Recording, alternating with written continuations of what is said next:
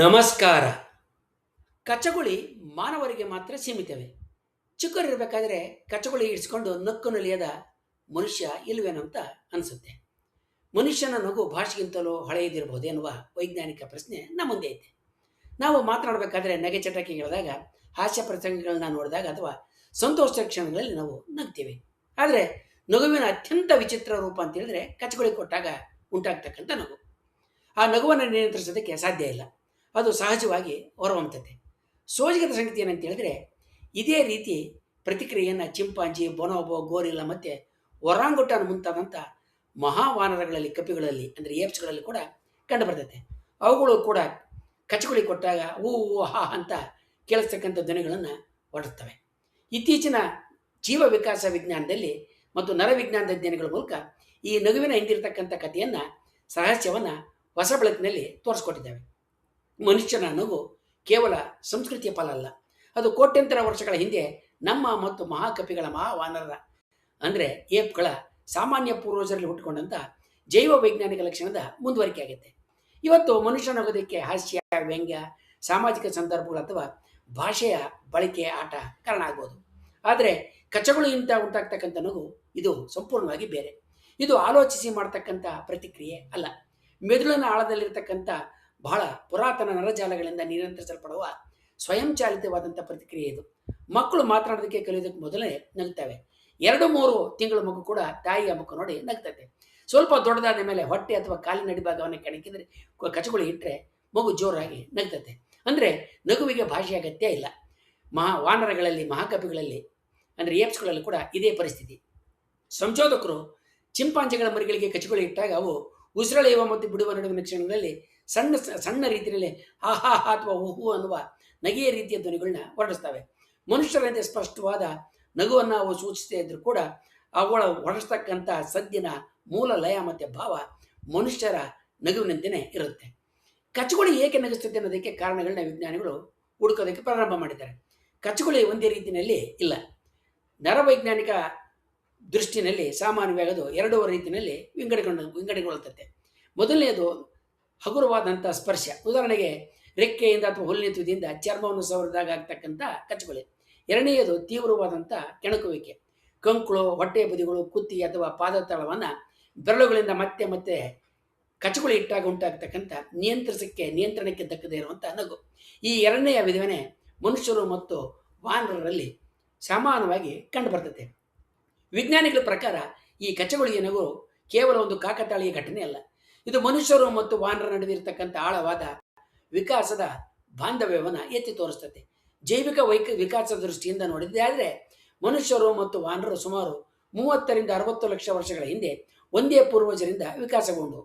ಸಂಶೋಧನೆಗಳ ಪ್ರಕಾರ ಕಚಗುಳಿ ಕೊಟ್ಟಾಗ ಮೂಡ್ತಕ್ಕಂಥ ನಗುವಿನ ಗುಣ ಕನಿಷ್ಠ 1ರಿಂದ 1.5 ಕೋಟಿ ವರ್ಷಗಳ ಹಿಂದಿನ ಪೂರ್ವಜರಲ್ಲೇ ಅಂದರೆ ವಾನರರು ಮತ್ತು ಮನುಷ್ಯರ ಪೂರ್ವಜರಲ್ಲೇ ಇತ್ತು.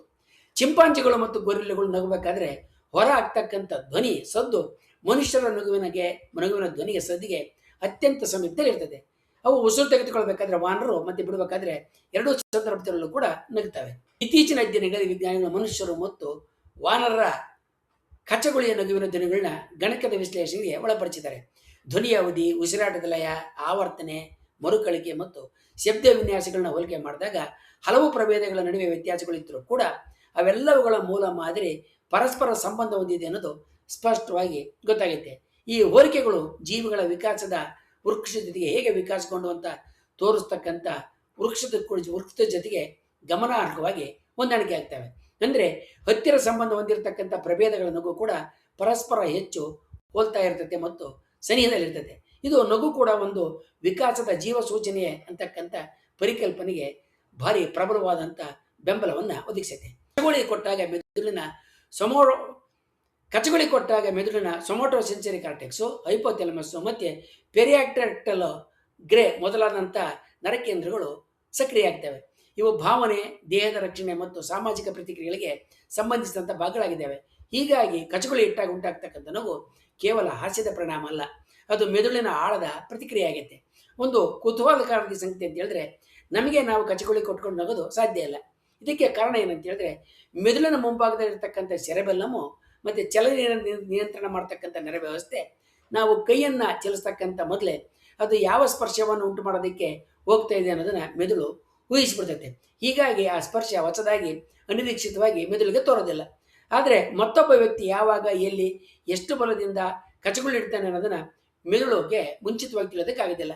ಈ ಅನಿರೀಕ್ಷಿತ ತಾಕಿಕೆ ಸ್ಪರ್ಶನೆ ನಗುವನ್ನು ಹುಟ್ಟಿಸ್ತತೆ. ಕಾಡಿನಲ್ಲಿ ಚಿಂಪಾಂಜಿ ಮರಿಗಳು ಪರಸ್ಪರ ಕುಸ್ತಿ ಆಡ್ತವೆ, ಒಂದನ್ನೊಂದು ತಳ್ತವೆ, ಹಿಡಿದುಕೊಳ್ತವೆ ಮತ್ತು ಕಚಗುಳಿ ಕೊಡ್ತವೆ. ಆಗ ಅವು ಹೊರಸ್ತಕ್ಕಂಥ ಉಸಿರಾಟದ ಧ್ವನಿಗಳು ಅವುಗಳ ಆಟದ ಮತ್ತು ನಗುವಿನ ಸಂಕೇತ ಆಗಿರ್ತವೆ. ಈ ಧ್ವನಿ ಎದುರಿನ ಪ್ರಾಣಿಗೆ ಒಂದು ಸಂದೇಶವನ್ನು ನೀಡ್ತದೆ. ಇದು ನಿಜವಾದ ಜಗಳ ಅಲ್ಲ, ಕೇವಲ ಆಟ ಅಂತ ಇದು ಸೂಚಿಸುತ್ತೆ. ಇದರಿಂದ ಎರಡು ಮರಿಗಳ ನಡೀತಕ್ಕಂಥ ಜಗಳ ದೊಡ್ಡ ತಿಕ್ಕಾಟವಾಗಿ ಮಾರ್ಪಡ್ತಕ್ಕಂಥ ಸಾಧ್ಯತೆ ಕಡಿಮೆ ಆಗ್ತೈತೆ, ಕೂಗ್ತೈತೆ. ಆಟ ಮುಂದುವರಿತೈತೆ ಮತ್ತು ಸಾಮಾಜಿಕ ಸಂಬಂಧಗಳು ಗಟ್ಟಿಯಾಗ್ತಾ ಹೋಗ್ತವೆ. ಮನುಷ್ಯರಲ್ಲಿಯೂ ಕೂಡ ಇದೇ ಪಾತ್ರವನ್ನು ನಗು ನಿರ್ವಹಣೆ ಮಾಡ್ತೈತೆ. ಮಕ್ಕಳು ಆಟ ಆಡ್ತಾ ಇರಬೇಕಾದ್ರೆ ನಗೋದ್ರಿಂದ ಎದುರಿನವರದು ಸ್ನೇಹಪೂರ್ವಕ ಕ್ರಿಯೆ ಅಂತ ಅರ್ಥ ಮಾಡ್ಕೊಳ್ತಾರೆ. ವಿಕಾಸ ಜೀವ ವಿಜ್ಞಾನಿಗಳ ಅಭಿಪ್ರಾಯದಂತೆ ಇಂದಿನ ಮನುಷ್ಯರು ಮತ್ತು ಚಿಂಪಾಂಜಿಗಳ ಸಾಮಾನ್ಯ ಪೂರ್ವಜ ಸುಮಾರು 60ರಿಂದ 70 ಲಕ್ಷ ವರ್ಷಗಳ ಹಿಂದೆ ಬದುಕಿದ್ದ. ಆ ಪೂರ್ವಜರು ಕೂಡ ಆಟದ ಸಂದರ್ಭಗಳಲ್ಲಿ ಕಚಗುಳಿಕೆ ಪ್ರತಿಕ್ರಿಯೆಯಾಗಿ ನಗುವಿನಂಥ ಧ್ವನಿಗಳನ್ನು ಹೊರಡಿಸ್ತಾ ಇದ್ದಿರಬೇಕು. ಕಾಲಕ್ರಮೇಣ ಮನುಷ್ಯನಲ್ಲಿ ಭಾಷೆ ಬೆಳೀತು. ಅದರ ಜೊತೆಗೆ ನಗು ಕೂಡ ಹಲವು ರೂಪಗಳನ್ನ ಪಡೆದುಕೊಂಡಿತು. ಹಾಸ್ಯ, ವ್ಯಂಗ್ಯ, ಸಂಕೋಚ, ಅಚ್ಚರಿ, ಸಂತೋಷ, ಸಾಮಾಜಿಕ ಸಂಕೇತ ಇವೆಲ್ಲವಕ್ಕೂ ನಗು ಬಳಕೆ ಆಗತೊಡಗಿತು.